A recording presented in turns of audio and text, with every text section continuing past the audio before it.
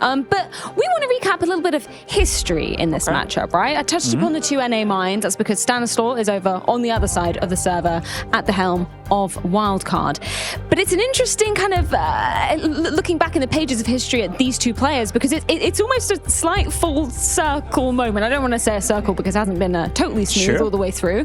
But Jacob, should we start at the bottom? This is kind of the beginning of when both these players were put on our radar for these two teams respectively, right? Yeah, I mean, Stanislaw, as you said, in Optic, where he found quite a lot of success back in the days, playing with some very cool player, Maxwell. You may remember him, you know, the Optic lineup that actually did a good job and had some cool results.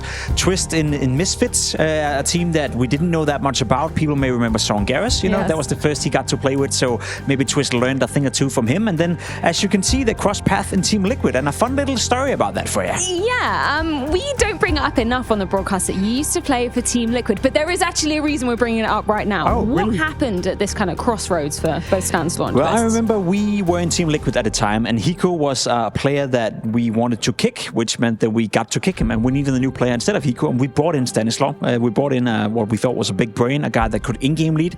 I stayed with him for 3 months until Twist replaced me in Liquid, so it all comes full circle in a sense. Then obviously they were together for some time in Team Liquid. Now that's where it gets a little bit screwed right here, because we know what Twist went on to do with Team Liquid, and we know Stanislaw didn't stay in Liquid for long, but Twist went to win on pretty much everything you could win with Liquid, and Stanislaw ever since, well, he had some cool tenures in online Counter-Strike, but apart from that, not really racking up a lot. Just to throw it back to 2017 for a second, why was it that Stanislaw was particularly on your radar? What had he done at the time to be appealing? I don't want to be disrespectful to Stanislaw, but I think we desperately needed an in-game leader. Like, we had a year where Hiko was in-game leading, then Elise, then Nitro, then Hiko again, then Nitro again, then Elise. So we needed an in-game leader, and we thought Stanislaw could be that